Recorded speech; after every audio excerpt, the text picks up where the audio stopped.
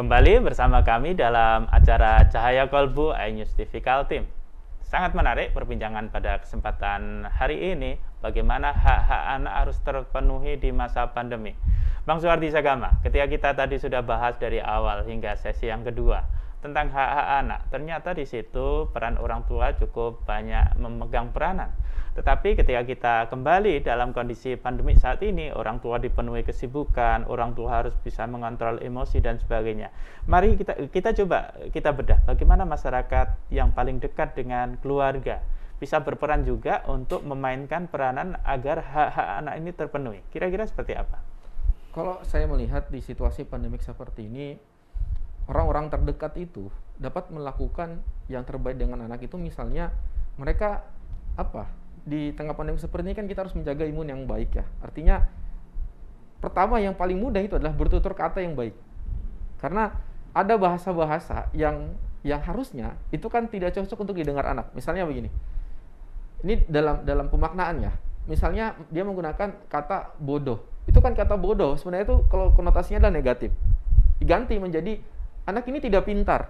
Itu kata serapan yang dimana itu bisa mengenang, oh berarti saya ini sebenarnya pintar tapi tidak pintar. Jadi akan teringat kata pintar meskipun ada kata tidak depannya. Tapi ketika kata bodoh yang muncul, kita tidak heran ketika kita melihat anak mereka lagi berkumpul bermain, tiba-tiba dia bilang, dasar lu bodoh, dan kata-kata yang begitu bermunculan. Nah, itulah yang membuat seorang anak itu menjadi tidak baik ketika seorang anak itu kemudian dari sisi perilaku itu kan perilakunya menjadi sebuah menjadi persoalan tersendiri. Nah, lingkungan sekitar itu dimulai dari perkataan. Kemudian sikap dan tingkah lakunya. Apa sikap yang dilakukan oleh orang sekitar ketika melihat seorang anak itu?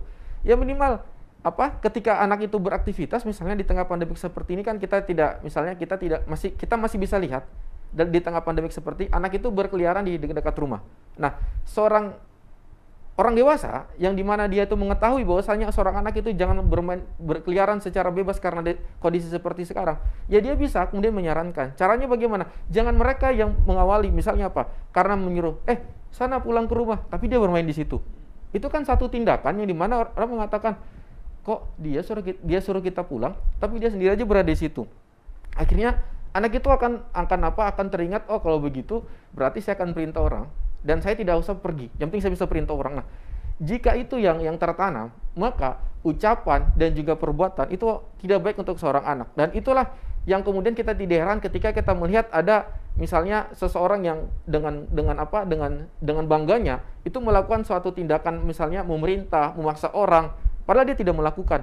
Dan itu kan bukan satu contoh yang ada di dalam negara kita. Misalnya jika kita merujuk pada asasnya kita menggunakan satu pemahaman kita, pemahaman Pancasila, di mana kita harus bersama-sama keadilan sosial, kemanusiaan dan beradab. Kalau kita bicara keadilan sosial, bagaimana kita berpikir harus adil dong. Kalau misalnya meminta kami untuk pergi, ya pergi juga. Jadi satu ucapan dan tindakan itu harus seimbang sehingga anak-anak pun dia akan mendengar dan juga berperilaku selayaknya juga orang tua berbicara dan bertindak.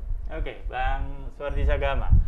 Sangat menarik perbincangan kita tapi waktu kita sangat terbatas. Kira-kira di akhir sesi ini, di acara Cahaya Kolbu ini, kira-kira apa yang bisa diberikan ya sedikit tips ataupun nasihat kepada orang tua ataupun masyarakat sehingga kita betul-betul meskipun dalam keterbatasan di masa pandemi ada hak-hak anak yang tertunaikan, demikian pula ada hak-hak anak yang bisa dilindungi. Seperti apa?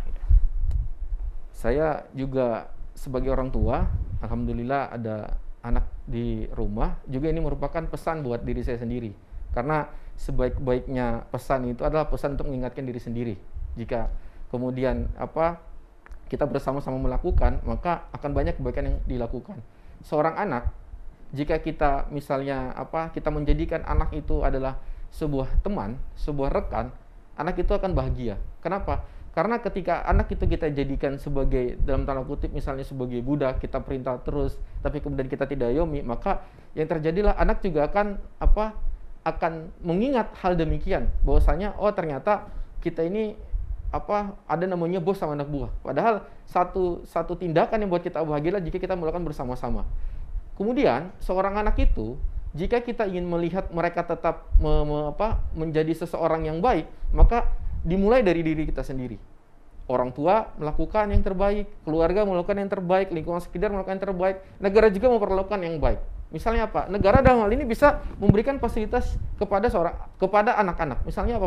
Fasilitas bermain, fasilitas mereka berinteraksi.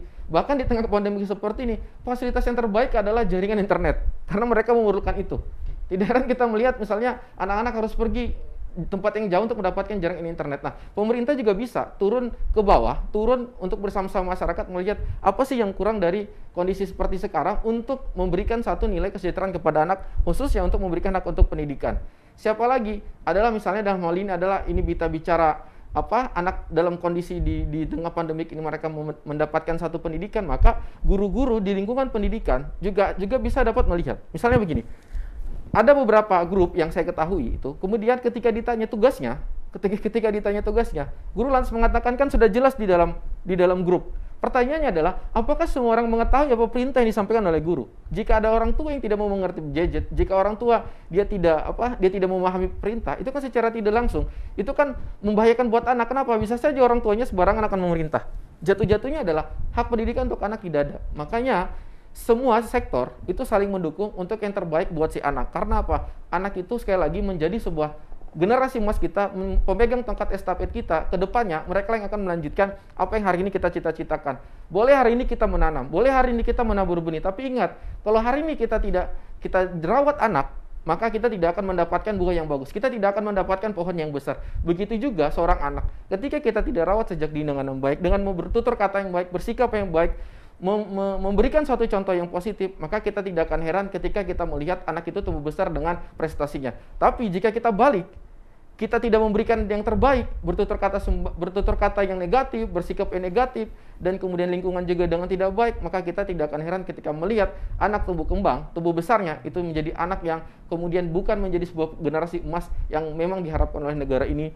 Tidak hanya diharapkan oleh negara, tapi tentu diharapkan oleh orang tuanya sendiri. Oke, terima kasih Bang Suwardi Sagama. Pemirsa, Cahaya Kolbu iNews Difficult Team yang dirahmati Allah Subhanahu wa Ta'ala, sangat menarik betul perbincangan ketika kita membincangkan anak-anak yang diharapkan hadir dalam keluarga, anak-anak yang menyejukkan, yang menenteramkan ketika orang tua memandangnya. Tetapi di masa pandemi ini kita berharap betul orang tua maupun masyarakat bisa menunaikan hak-hak anak sehingga anak tetap menjadi seorang anak yang gembira dengan segala keadaannya.